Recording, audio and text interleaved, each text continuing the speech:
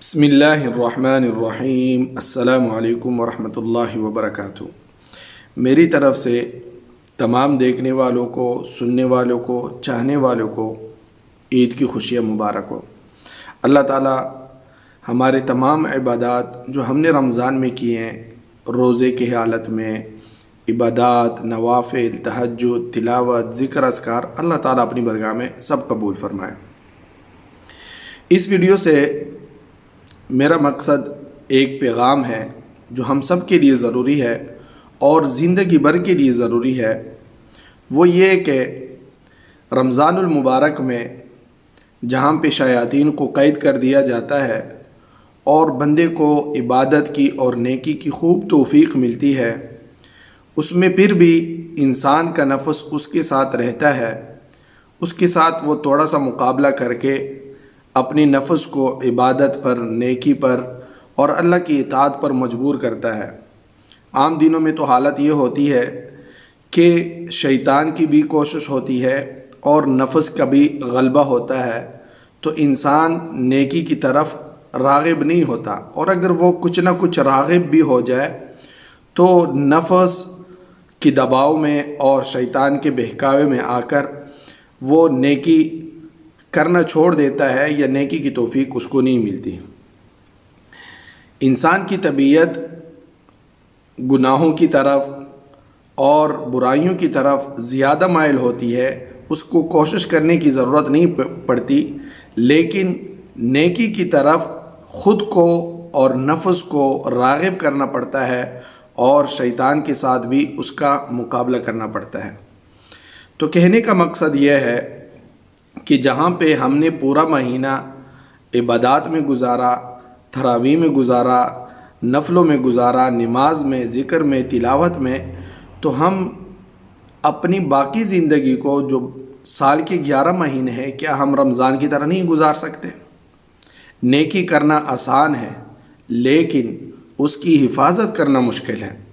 نیکی تو ہم کر لیتے ہیں، ہر طرح کی نیکی کر لیتے ہیں، لیکن اس کو باقی رکھنا جو ہے یہ ضروری ہے۔ اسی وجہ سے حدیث شریف میں آتا ہے کہ قیامت کے دن ایک بندہ اتنی نیکیاں لے کر آئے گا کہ اگر وہ پہاڑ پر رکھ دی جائے تو پہاڑ بھی دب جائے، لیکن اس کے پاس ایک نیکی بھی نہیں بچے گی اور وہ ساری کی ساری جو ہے تقسیم ہو جائے گی۔ نبی کریم صلی اللہ علیہ وسلم صحابہ کرام سے عرض کرتے ہیں کہ تمہیں پتہ ہے کہ مفلس کون ہے؟ صحابہ نے فرمایا اللہ اور اس کا رسول بہتر جانتے ہیں۔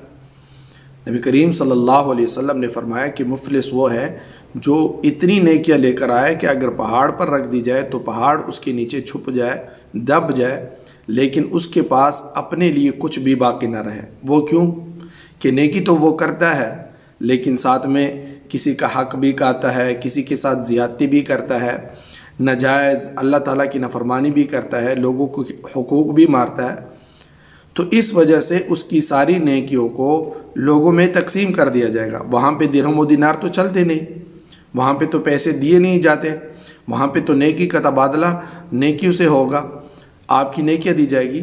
اور اگر خدا نہ خواستہ آپ کی وہ نیکیاں ختم ہو گئی اور پھر بھی لوگوں کے حقوق آپ پر رہ گئے تو ان کے گناہ آپ پر ڈال دیے جائیں گے۔ تو کہنے کا مقصد یہ ہے کہ ہمیں اپنے باقی زندگی کو بھی، رمضان کے علاوہ 11 مہینوں کو بھی اور مرتے دم تک ہمیں نیکی کی کوشش اور اس کو باقی رکھنے کی کوشش کرنی چاہیے۔ صرف نیکی کرنا نہیں بلکہ اس کو محفوظ بھی رکھنا تاکہ جو ہے وہ ہمارے کام آئے۔ کون عقل مند ایسا کر سکتا ہے کہ اپنے ہاتھوں سے کوئی ایک مکان بنائے، خوبصورت مکان بنائے، اس میں جو ہے خود خوب اپنے آپ کو تکائے اور پھر بنانے کے بعد اس کو خود ہی اپنے ہاتھوں سے گرا دے؟ ہم میں سے کوئی بھی ایسا نہیں کرتا۔ تو ہم اپنے اعمال کے ساتھ ایسا کیوں کرتے ہیں؟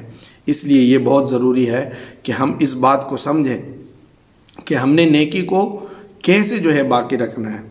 اس لحاظ سے ابھی ہم شوال کے مہینے میں ہیں، تو شوال کے بھی 6 روزے ہیں، اس کی بھی بہت فضیلت بیان کی گئی ہے، اس پر بھی میری ایک ویڈیو ہے، میں اسی ویڈیو کے ساتھ اس کا لنک بھی دے دوں گا، تو اس کی بھی رکھنے کی کوشش کریں۔ اور جن لوگوں کی کچھ روزے قضا ہوئے ہیں بیماریوں کی وجہ سے، سفر کی وجہ سے، خصوصاً خواتین، تو وہ اپنے روزے کو جلد از جلد قضا کرنے کی کوشش کریں۔ موت کو کوئی بھی پتہ نہیں چلتا کہ ہمارے روزے ہمارے ذمے باقی نہ رہیں۔